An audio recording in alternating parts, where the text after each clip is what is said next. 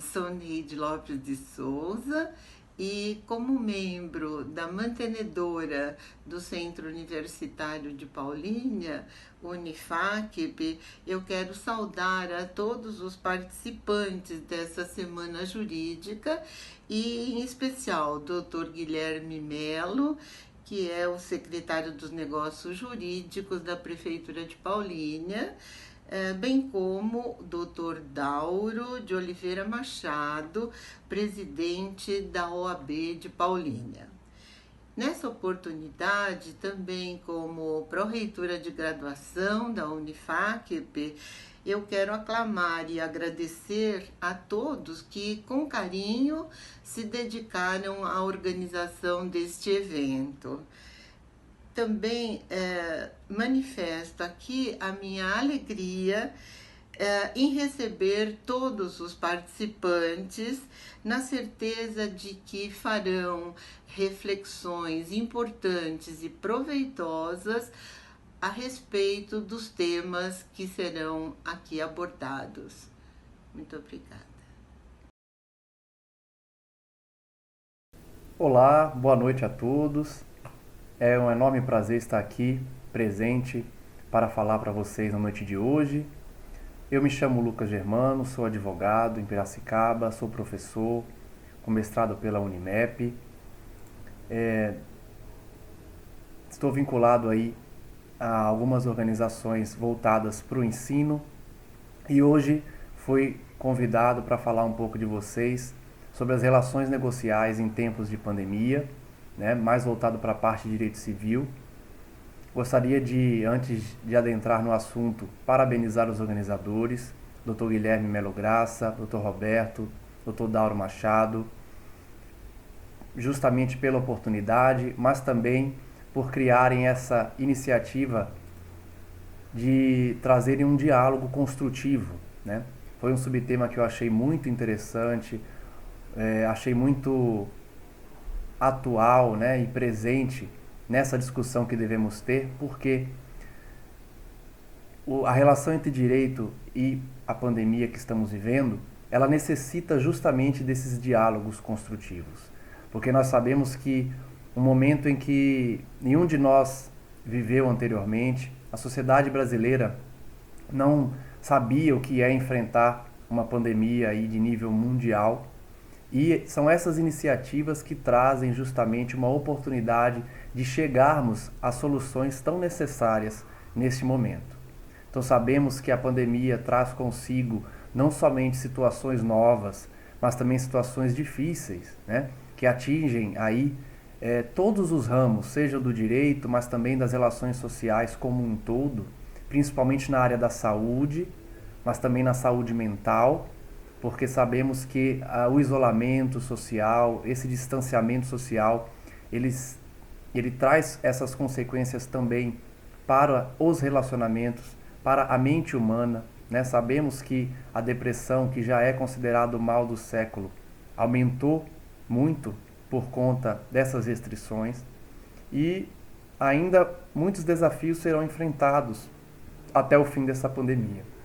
Mas temos a certeza de que estamos chegando ao fim, Temos a esperança de que isso está chegando ao fim, mas sabemos que sairemos mais fortes disso e justamente devemos buscar esses diálogos construtivos, essas formas de enfrentamento, que são esses estudos que estamos fazendo, essa atualização jurídica, mas principalmente esse debate, Essa troca de ideias para chegarmos a soluções viáveis.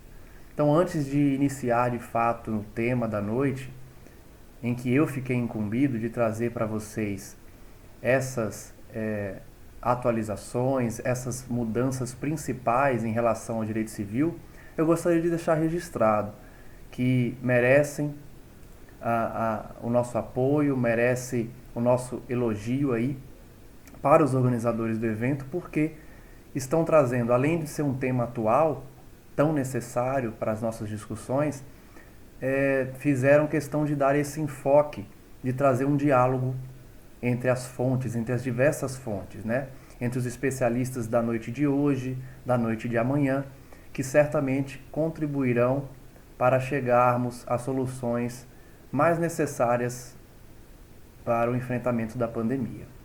Tá bom? Gostaria então de deixar registrado, agradeço a presença de todos, agradeço a oportunidade de falar aos senhores e às senhoras e espero corresponder aí às expectativas de todos para que possam sair um pouco mais enriquecidos da noite de hoje em relação ao direito civil, às relações negociais nesses tempos de pandemia, quais foram principalmente no que tange às novidades, as alterações legislativas e as opções que o Poder Executivo, o Poder Legislativo e o Poder Judiciário estão se utilizando para trazerem soluções aos conflitos que surgiram.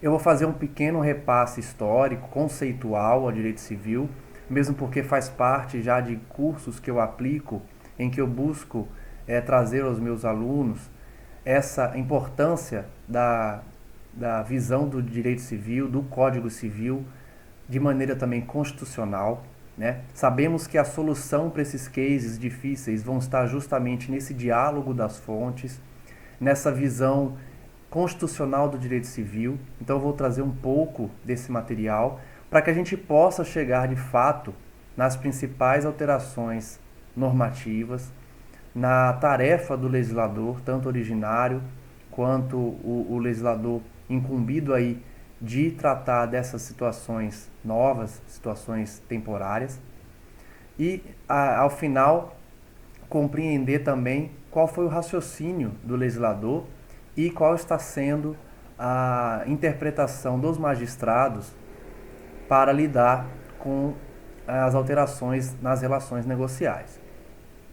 Então, entrando aí no tema da noite, eu gostaria de tratar um pouco da parte geral do Código Civil, no que tange aos princípios que inspiraram, né? Porque vocês muito bem sabem que o código anterior é o Código de 1916, e ele era um código que trazia uma valorização ao indivíduo, né? Em detrimento da sociedade como um todo, ao coletivismo. E a novidade justamente do Código Civil de 2002 foi justamente inspirar-se nesses princípios que dão mais valor à coletividade, à socialidade, do que ao indivíduo, né? Então, 3 princípios inspiradores vão trazer essa principal mudança na visão do Código Civil, na visão do direito civil como um todo, para a gente também compreender como estão sendo adotadas as soluções para as relações negociais em meio à pandemia. Qual é o meu objetivo ao trazer para os senhores hoje, as senhoras e os senhores hoje aqui, essa parte geral, essa revisão histórica? Porque para a gente entender as medidas que foram utilizadas para combater as desigualdades, vamos dizer, o desequilíbrio contratual em meio à pandemia, foi justamente essa mesma inspiração do Código Civil de 2002. Então, primeiro princípio da eticidade, né, em que houve um afastamento do tecnicismo do direito romano, aquela valorização das formalidades, para focar mais nos valores éticos, né? Então, esse princípio da eticidade vocês vão utilizar a todo momento, seja na argumentação para o convencimento do magistrado, seja você como magistrado para decidir, no caso concreto, qual a melhor solução, a solução mais justa, seja o legislador no momento da elaboração da norma, em que ele vai buscar, num eventual conflito entre normas de mesma hierarquia, como que o magistrado vai conseguir aplicar a ponderação de valores para fazer valer um princípio sobre outro. Então, à medida que a gente analisa todos esses conceitos, sejam eles buscados no Código Civil, sejam eles buscados na Constituição, nós percebemos que essa valorização do social, essa valorização da ética, da boa-fé, ela vai ser uma constante no Código Civil, no direito civil como um todo, aí na aplicação do Código Civil para o caso concreto, mas também na inspiração do legislador. Então, primeiro princípio que eu gostaria de destacar é o princípio da eticidade, em que vocês vão poder observar em diversos dispositivos do Código Civil a valorização da boa-fé objetiva, a conceituação do abuso de direito no artigo 187, a a, a necessidade de se observar a boa-fé contratual no artigo 422. Então, em vários dispositivos, nós percebemos o princípio da eticidade e que também devemos levá-lo em consideração para enxergarmos as soluções hoje no enfrentamento da pandemia. Outro princípio importante, socialidade, que é justamente o que eu já tratei, que é a superação do caráter individualista, né? Então, seja no direito de família, de sucessões, nos contratos, na propriedade, na posse, na responsabilidade civil, em todos esses institutos, nós percebemos a intenção do legislador em destacar a socialidade, né? Superar o caráter individualista e trazer um caráter mais social, em que a norma, mas não somente a norma, os contratos, os princípios nas relações devem observar justamente a sociedade como um todo e não a supervalorização somente do indivíduo, como era no direito romano, como era no Código Napoleônico, que inspirou o Código Civil de 1916. Alguns artigos em que podemos perceber, né, esse princípio da socialidade, o artigo 1228, no seu parágrafo 1º, que vai trazer justamente a função social da propriedade. Não vou me adentrar ao tema, mas os senhores e as senhoras sabem que a função social da propriedade ali na usucapião, no exercício da sua propriedade, ela tem que observar essa função, né, sob pena aí de sofrer limitações, e aí também entramos naquela discussão das limitações de direitos considerados fundamentais. O direito de propriedade é um direito fundamental, mas nós sabemos, né, aqueles estudiosos do direito sabem que os direitos fundamentais não são absolutos, podem sofrer algumas limitações, e esse é um exemplo, né? A propriedade sofre limitação pela função social. Função social dos contratos também, no artigo 421. Então, mais um princípio que vocês vão observar em diversos dispositivos do Código Civil. O último princípio que eu gostaria de dar ênfase nessa pequena palestra que eu darei hoje para vocês é o princípio da operabilidade, que é justamente a simplicidade na interpretação e na aplicação dos institutos, buscando aí uma efetividade ou uma concretude, né?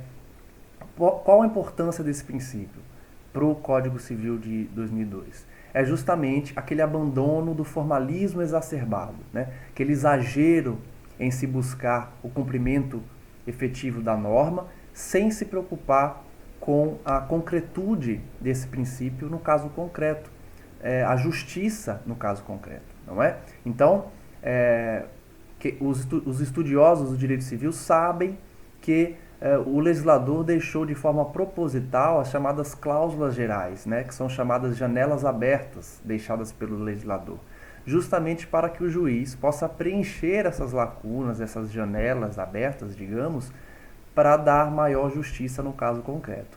Então o legislador deixou de forma proposital para que o juiz pudesse, dialogando com as fontes, interpretando a norma jurídica, trazendo aí um exercício, né, de interpretação, de preenchimento, para que a norma jurídica tenha uma aplicabilidade mais perfeita quando diante de um caso concreto, quando diante de um conflito entre normas ou entre princípios de mesma estatura constitucional.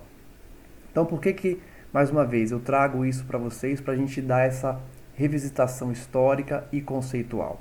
Porque vocês vão perceber, quando eu chegar nas medidas provisórias tomadas pelo presidente da República, nas medidas legislativas através dos projetos de lei e na conversão das MPs também em leis, como a gente vai ver, justamente esses princípios foram considerados.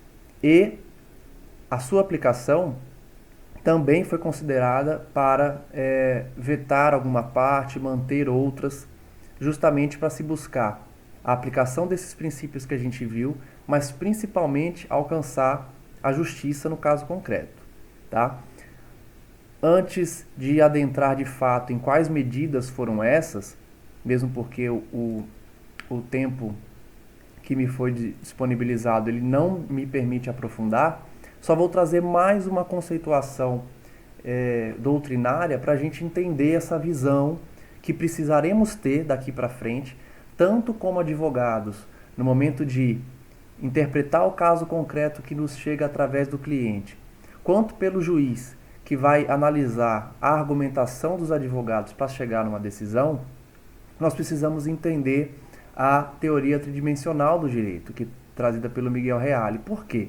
Vou trazer de uma forma bem simples, para também não deixar a exposição maçante, mas é no sentido de vocês entenderem aquela definição de fato, valor e norma tem muita aplicabilidade e presença quando vemos a necessidade de buscar uma solução nessa época da pandemia. Por quê? O juiz, quando preenche essa lacuna deixada, essa janela aberta, cláusula geral deixada, vocês precisam, como advogados, enxergar o juiz também com seus valores, analisando ali o meio social, cultural do magistrado, mas também os fatos, que é a história do processo, dos institutos que estão relacionados naquele processo, dos institutos relacionados entre as partes e o próprio julgador, e também a norma, que é a própria experiência do juiz ali na aplicação do direito. É a reunião do fato e do valor para aplicar a norma que está prevista no ordenamento. Eu trouxe aqui uma frase do Flávio Tartucci que demonstra bem a necessidade de termos esse exercício.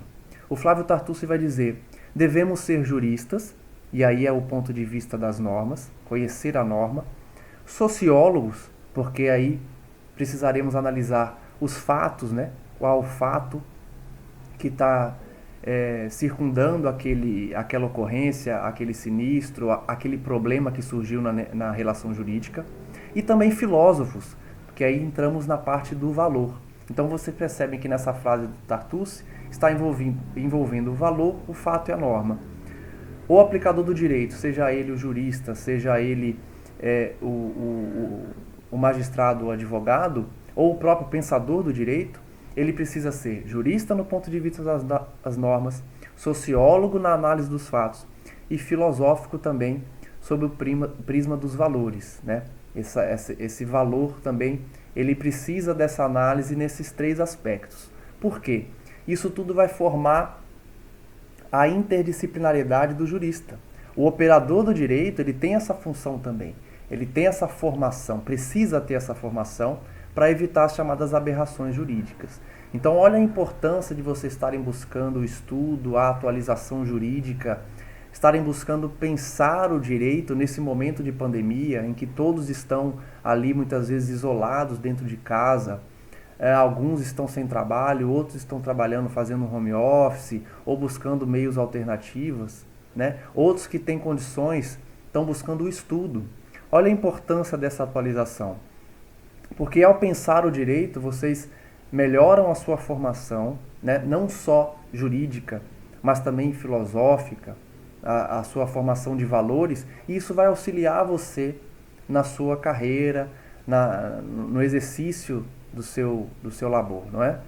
Seja advogado, seja magistrado ou tantos outros profissionais na área do direito, e também aqueles bacharéis em direito que buscam ali estarem mais ligados à filosofia do direito, porque é um ramo muito importante para chegarmos às soluções nesses momentos mais difíceis. Porque enquanto a sociedade ela está vivendo o seu cotidiano normal, digamos assim, nós teremos ali diversas formas de resolver os conflitos, de resolver os problemas sociais.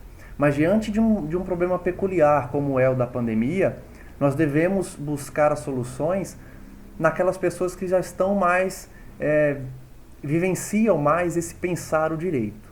E hoje, essa noite aqui, estamos também aqui para isso, não é? Pensar em soluções para as diversas situações que surgiram. Então, para finalizar essa parte doutrinária, conceitual, eu gostaria de deixar registrado então que o Código Civil de 1916, nós abandonamos essa visão de que o juiz é a boca da lei, simplesmente. É uma visão em que basta a norma. Nós percebemos que não basta a norma. Vocês vão ver aí nas soluções trazidas pelos profissionais competentes para isso, por aqueles responsáveis por tentarem trazer uma solução, vocês vão perceber que não basta a norma, não basta a previsão normativa para chegarmos à solução. Precisamos ir além disso. e o Código Civil de 2002 trouxe um sistema então mais aberto, mais dinâmico, em constante diálogo, né, que é o chamado diálogo das fontes, em que a norma não é suficiente. Direito então passa a ser fato, valor e norma. Pois bem, entrando mais no tema da noite então, que é esse diálogo, né, entre direito e pandemia, e como isso alterou as relações negociais, vamos ver então quais são as previsões do Código Civil que são passíveis de serem buscadas para se buscar um reequilíbrio contratual, uma revisão pelo magistrado de algumas relações. Vocês vão perceber que relações de consumo, relações contratuais de locação, elas não tiveram alterações em determinados momentos, para determinados casos, justamente por existir uma legislação especial. Então, se a Constituição ela determinou, né, ela fez uma promessa ali, o legislador originário fez uma promessa em que os consumidores deveriam ser resguardados, os trabalhadores, né, e tantas outras minorias ou indivíduos que precisam de uma proteção especial, nós veremos que durante a pandemia essa proteção é um pouco relativizada, justamente porque a gente vai entrar no conceito de caso fortuito, força maior, em que a imprevisibilidade ela é decorrente justamente desse momento. Então, não era previsível que acontecesse, então o reequilíbrio ele é necessário para ambas as partes. Nós vamos perceber que a revisão judicial para trazer o reequilíbrio contratual, ela vai depender de diversos fatores e em alguns deles o próprio poder público não permitiu essa revisão, como a gente vai ver.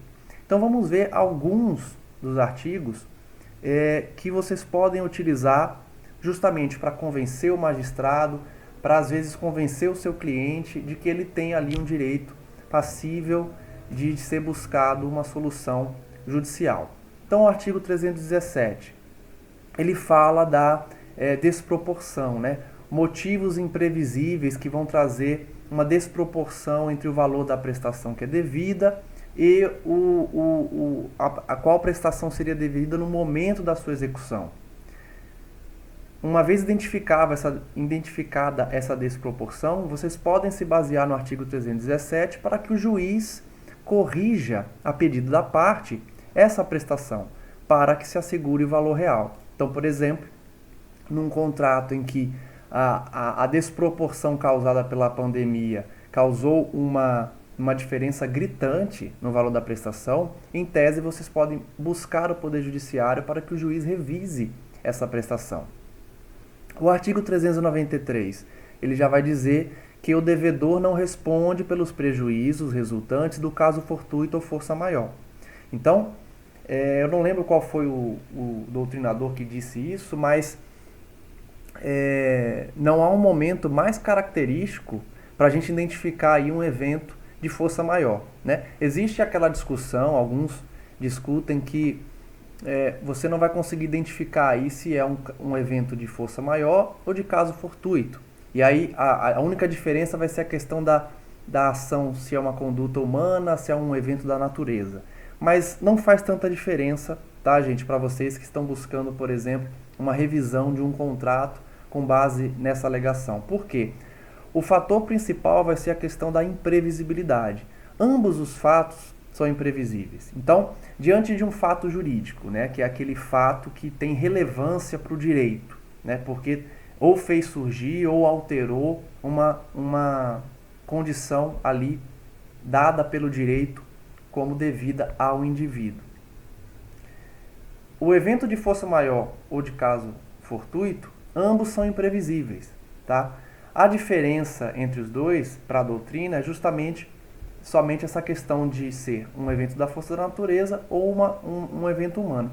Mas no caso da pandemia, você vai encontrar soluções para ambos os lados, porque há quem diga que é um evento causado pela conduta humana, por um erro lá do laboratório na cidade de Wuhan, na China. Há quem diga que é um evento da natureza, porque é algo que é uma força maior, né, justamente da natureza, que é impossível de ser prevista.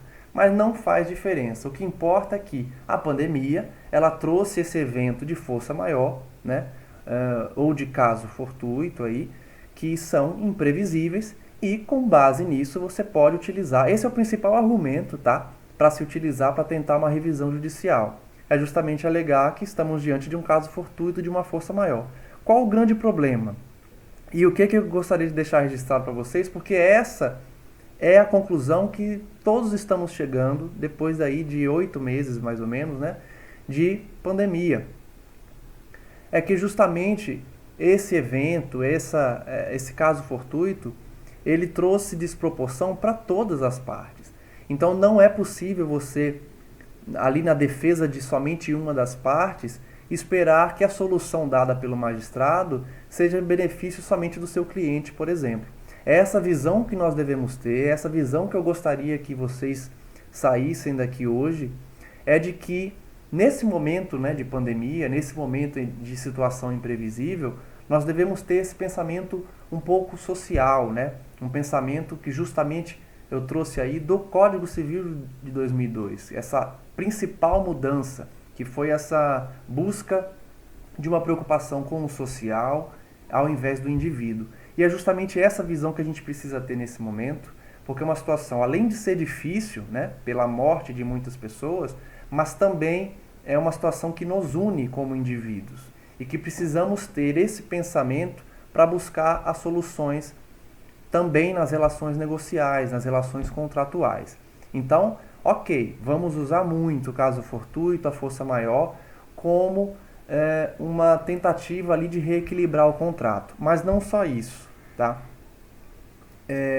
O artigo 607, ele também traz que a morte, por exemplo, das partes traz uma situação que pode trazer uma alteração no que foi inicialmente negociado, tá? A impossibilidade de continuar o contrato, motivado por força maior, por exemplo, é um evento que também pode ser utilizado. Então, vocês vão perceber em diversos dispositivos no Código Civil essas situações de força maior, de caso fortuito. E aqui só vou citar mais alguns. No contrato de empreitada, onde o empreiteiro pode suspender a obra por motivo de força maior. No contrato de transporte, também por motivo de força maior, o itinerário pode sofrer as alterações. No Código de Processo Civil, vamos encontrar no artigo 313 que o processo se suspende por motivo de força maior.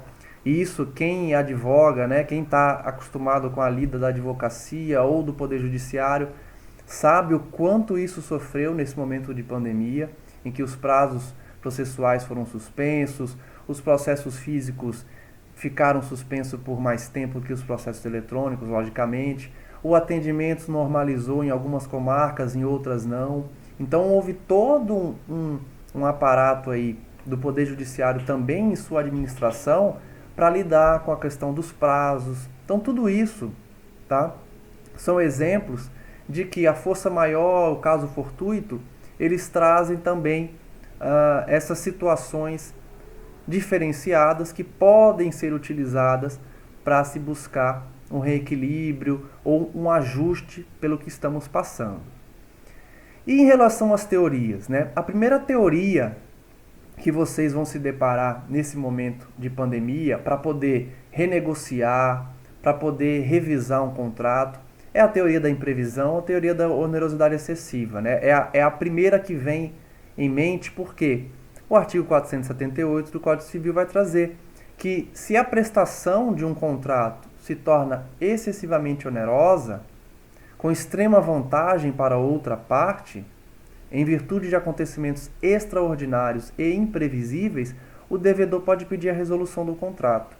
Então, a teoria da imprevisão e a que busca combater a onerosidade excessiva, ela é a primeira que a gente pensa justamente para resolver os contratos. Mas esse é o cuidado que a gente precisa ter e essa é a visão que vocês precisam adotar para esse momento. Não vamos buscar a solução que o artigo 478 traz, que é a resolução do contrato. Se vocês perceberem, se vocês estudarem, buscarem beber das fontes aí dos principais estudiosos ou dos magistrados que mais atuam nesse momento, vocês vão perceber que a intenção não é resolver os contratos, né? Não é identificar essa onerosidade somente para uma das partes e resolver o contrato. A intenção primordial é manter essas relações.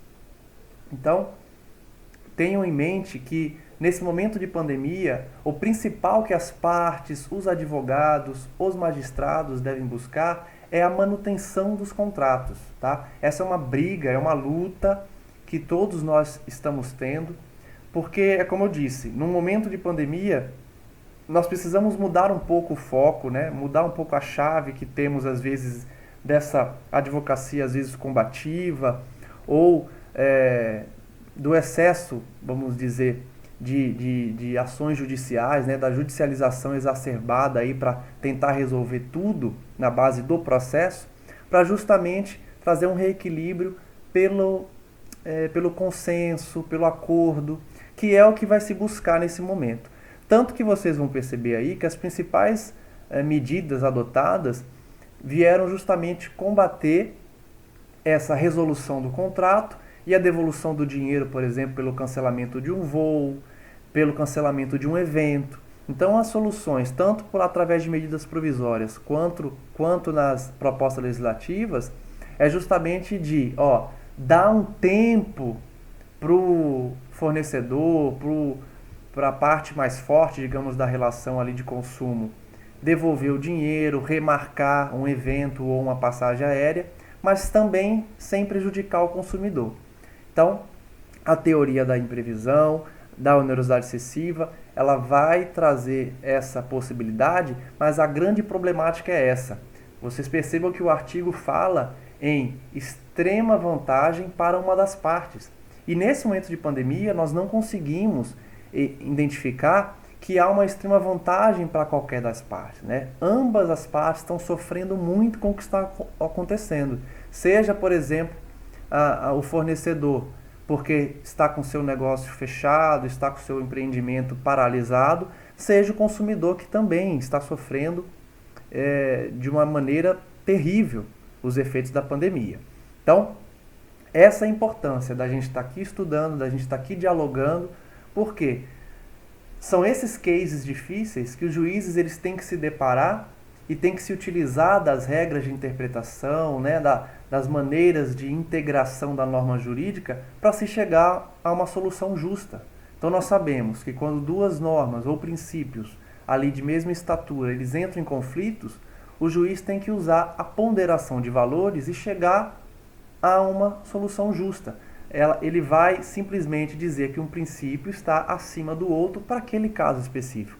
E esse exemplo da pandemia é um caso claro, né, para a gente enxergar isso aí.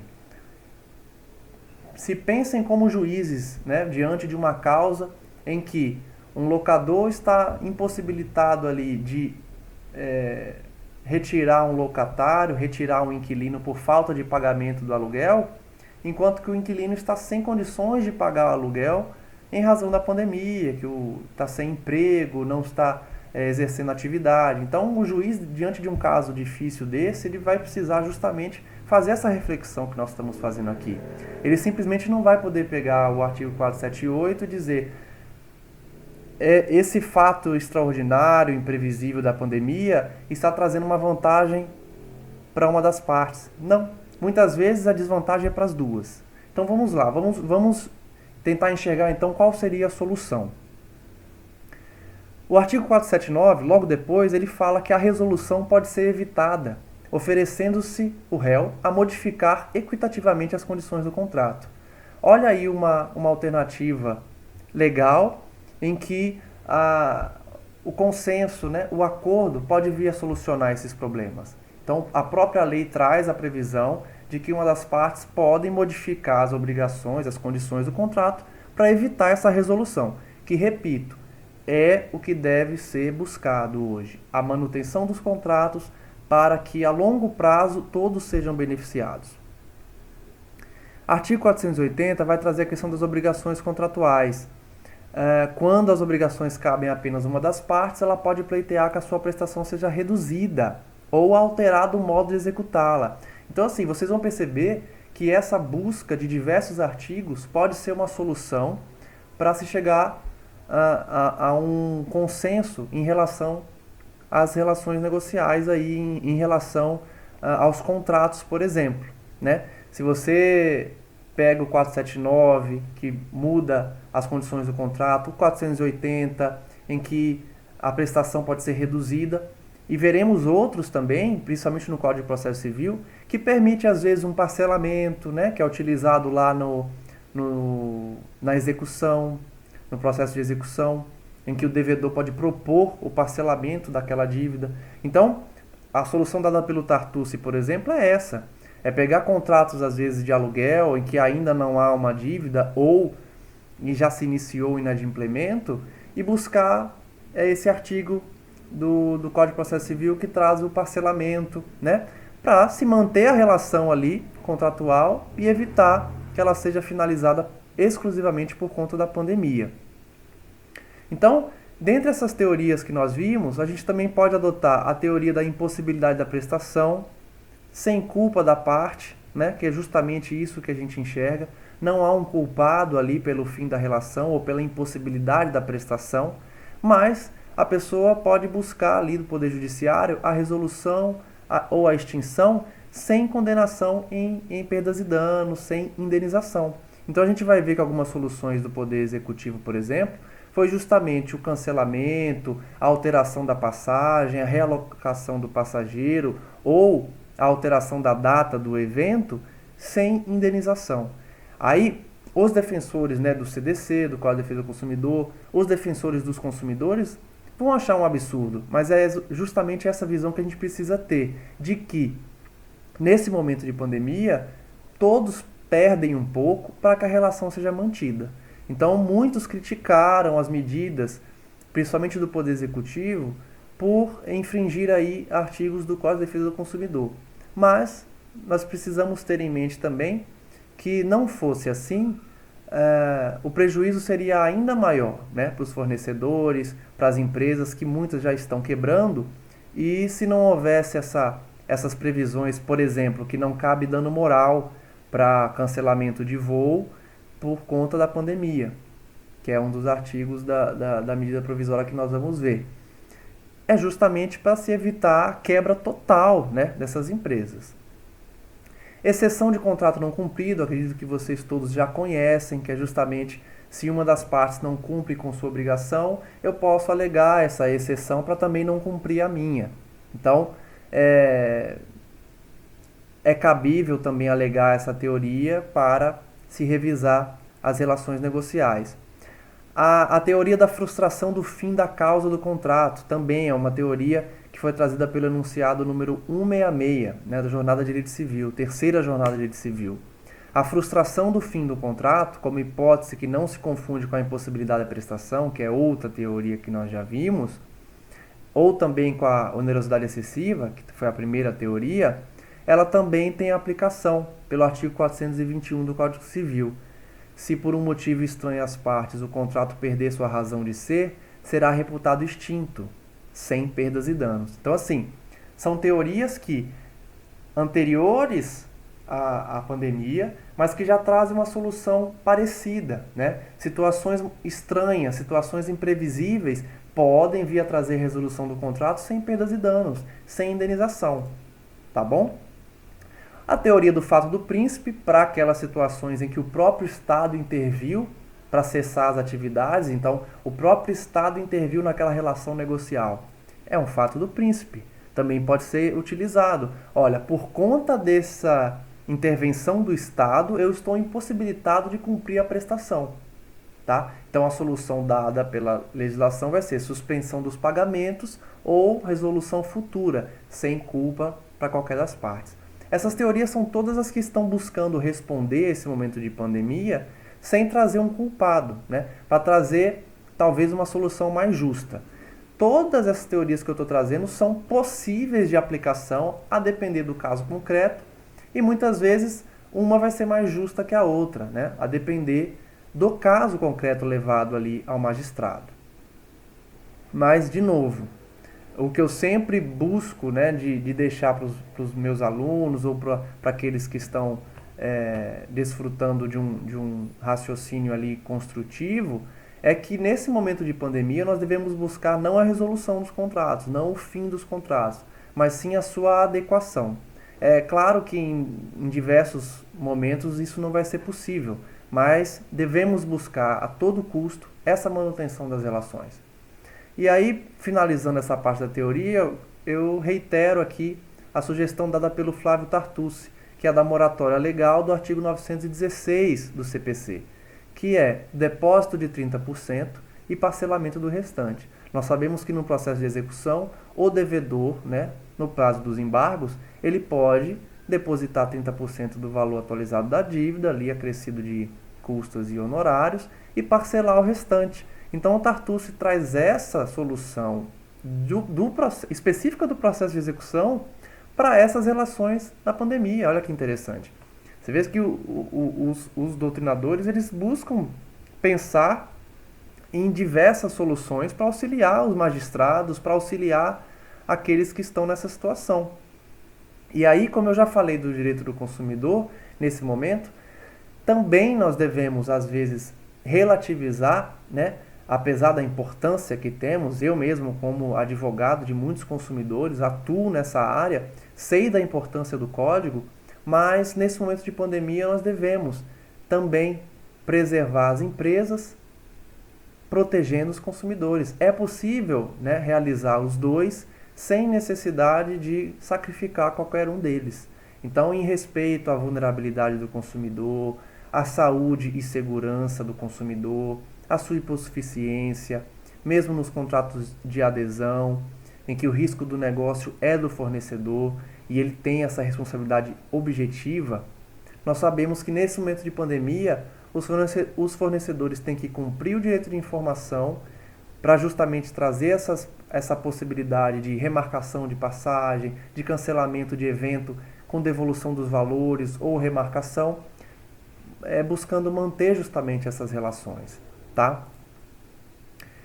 Então, para finalizar, para também não tornar a discussão muito longa, vamos tratar nessa parte final quais são os projetos de lei, quais foram as medidas adotadas pelo Poder Executivo e Legislativo para se chegar a uma solução em relação ao direito civil na pandemia.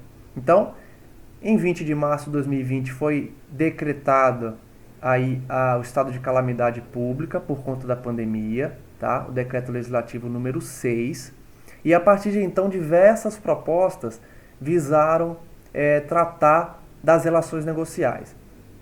Gostaria de citar algumas delas.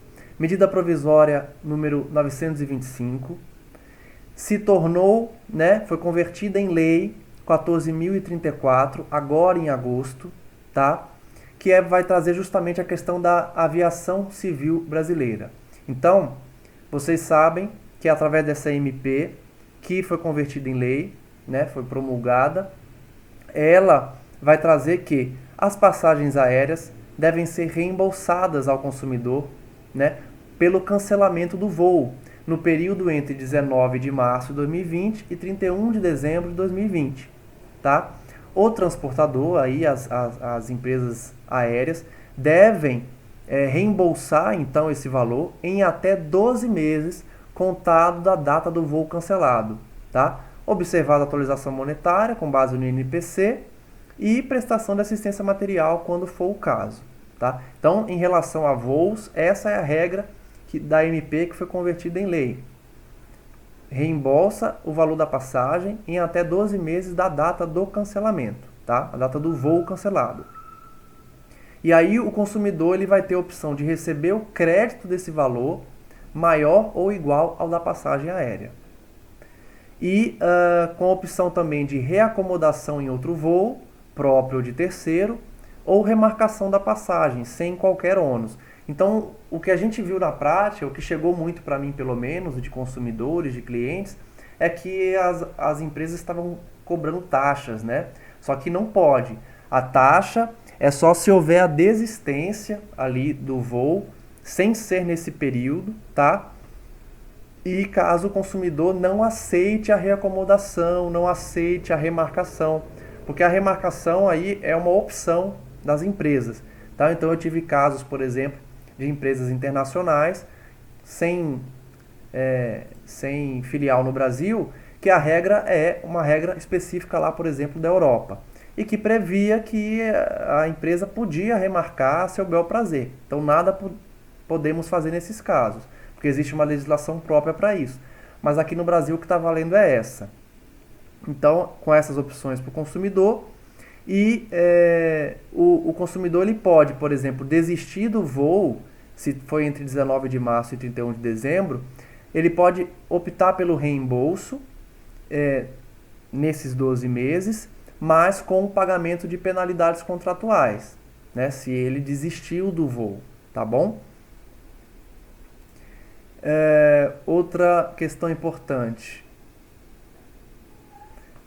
que chegou muito para mim também e que eu sempre alertei aos consumidores.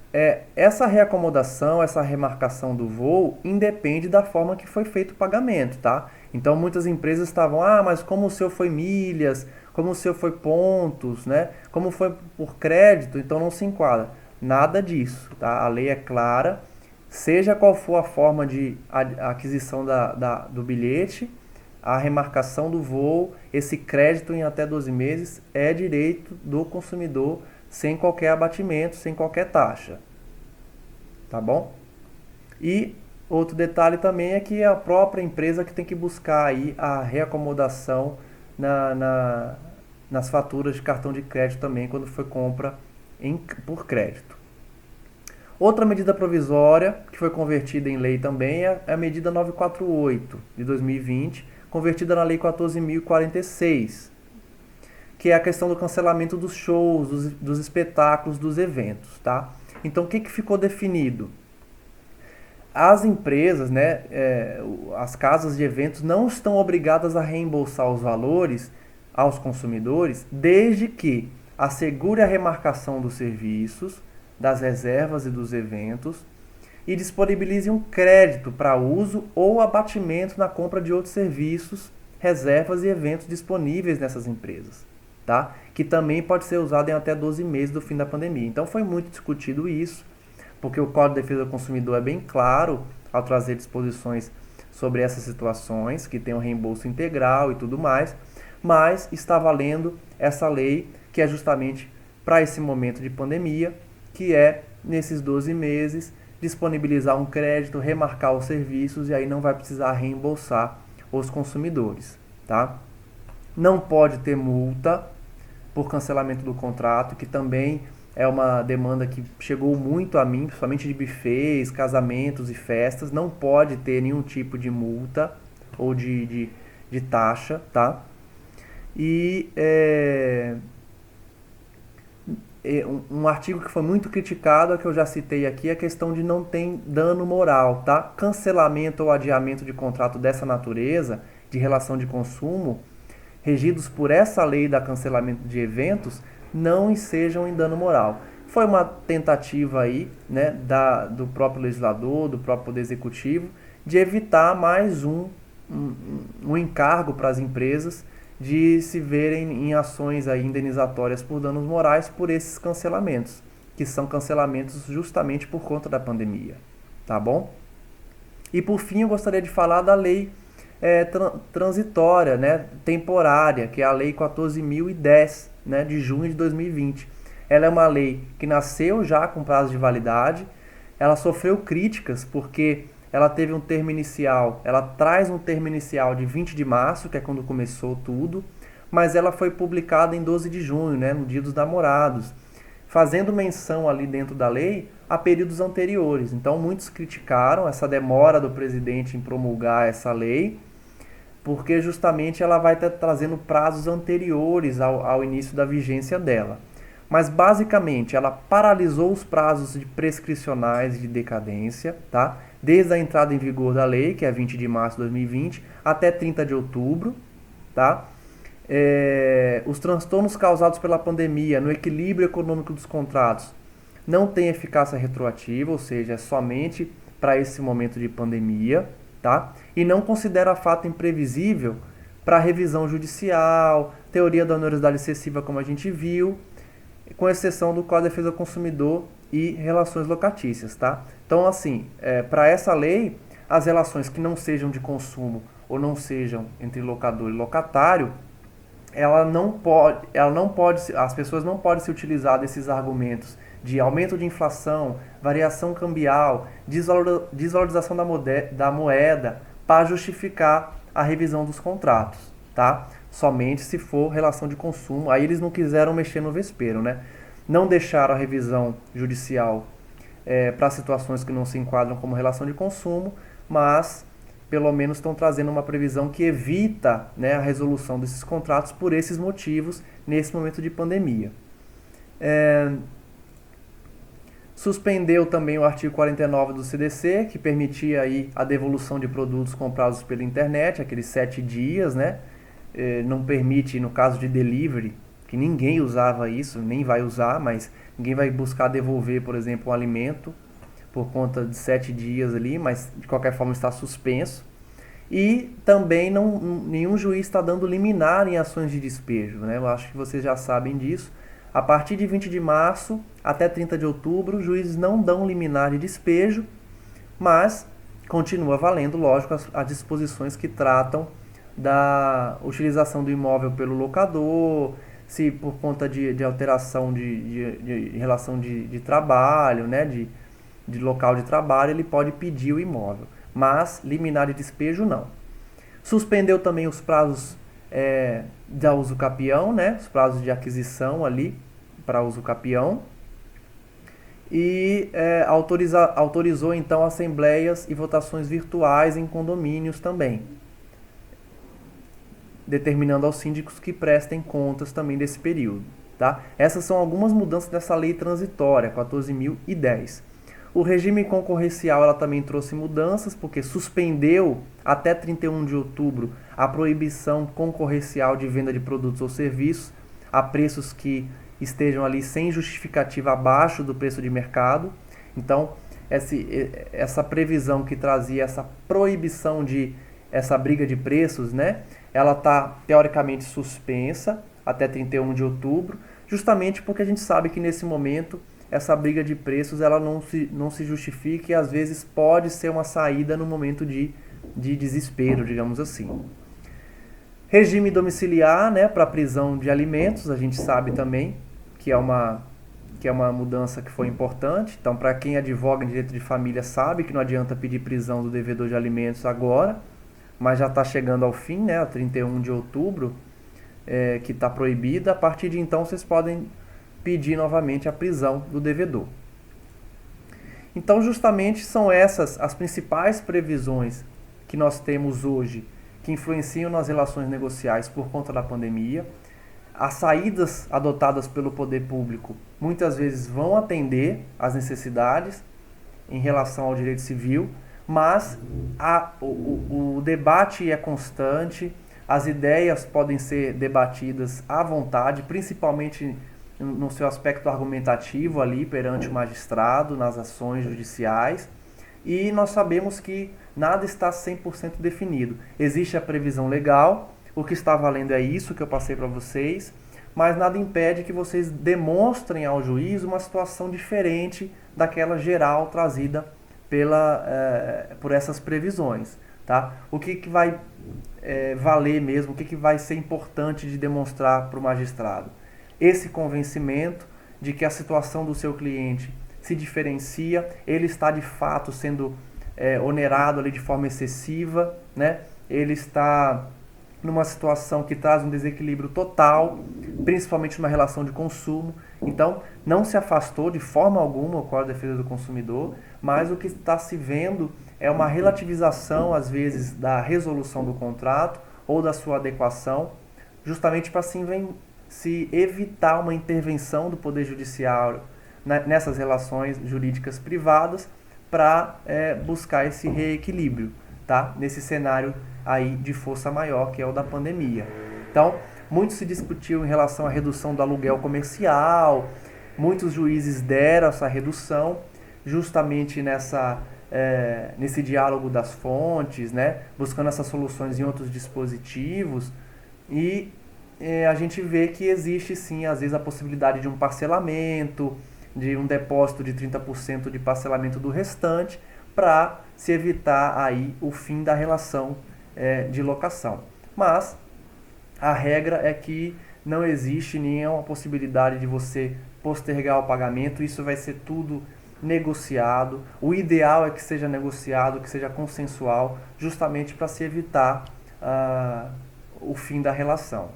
Uma orientação que eu dou aos colegas advogados é que sempre busquem, né, nos pedidos, comprovar que o cliente de vocês ele não tem condição de manter aquela relação jurídica, então ele precisa de uma revisão judicial, ele precisa de um reequilíbrio, porque ele está sem poder exercer suas atividades, o comércio da sua cidade não permitiu a abertura ainda, mas tragam documentos, porque muitos clientes estão buscando essas revisões e não comprovam. Eu tenho clientes que aumentaram os seus lucros na pandemia, né? Aumentaram as suas atividades. Então não se justifica o pedido de revisão judicial em nenhum momento, mas eles querem se aproveitar de um discurso, se aproveitar de uma situação que muitos estão passando às vezes, para também ter um benefício.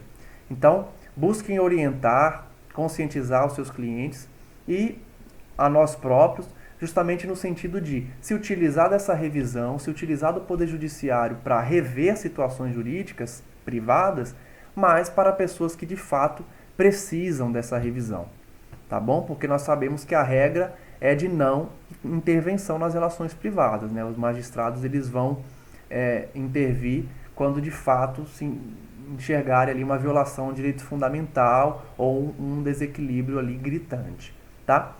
Por fim, gostaria só de citar que em relação às instituições de ensino há uma polêmica muito grande, que é a questão das aulas online. Muitas instituições mantiveram o valor das mensalidades, apesar de ser exclusivamente online. Então, o que vai definir é justamente quais são esses custos comprovados que a instituição teve para transformar o curso físico em um curso online e qual foi o custo dessa operação, o quanto que eles perderam e se a qualidade do ensino continua a mesma. Tá? A grande discussão é essa hoje, mas o que a gente vê na prática é, de fato, uma negociação ali entre os pais, entre os professores, ali entre a direção da instituição, para se buscar uma redução da mensalidade, nada mais justo, principalmente pelo excesso de trabalho que agora os pais estão tendo, né, para educar os filhos dentro de casa, já que as aulas online muitas vezes não são satisfatórias para as crianças. Esse é um panorama geral que eu gostaria de dar a vocês em relação aos negócios jurídicos, né? As relações negociais em tempos de pandemia. Fico aí à disposição para dúvidas, para feedback, para comentários, tá? Através do meu e-mail, germanodosanjos@gmail.com. Podem mandar um e-mail lá para a gente discutir, podem mandar pergunta. Gostaria de responder pessoalmente. Sabemos que em breve vamos voltar a esses encontros, né, presenciais, que é muito melhor, é muito mais gostoso, mas fico à disposição também para continuar nesse atendimento aí à distância, né, pelo vídeo, por e-mail, tá? Então, germanodosanjos@gmail.com. Fiquem à vontade para mandar qualquer mensagem. Agradeço novamente pela oportunidade e espero que a gente possa continuar trocando ideias, trocando conhecimentos em outras oportunidades para continuarmos pensando o direito e em que soluções podemos enxergar também, né, na pandemia. Agradeço aí mais uma vez ao Dr. Guilherme, ao Dr. Roberto, ao Dr. Dauro Machado e fico então à disposição dos senhores para futuras oportunidades. Muito obrigado.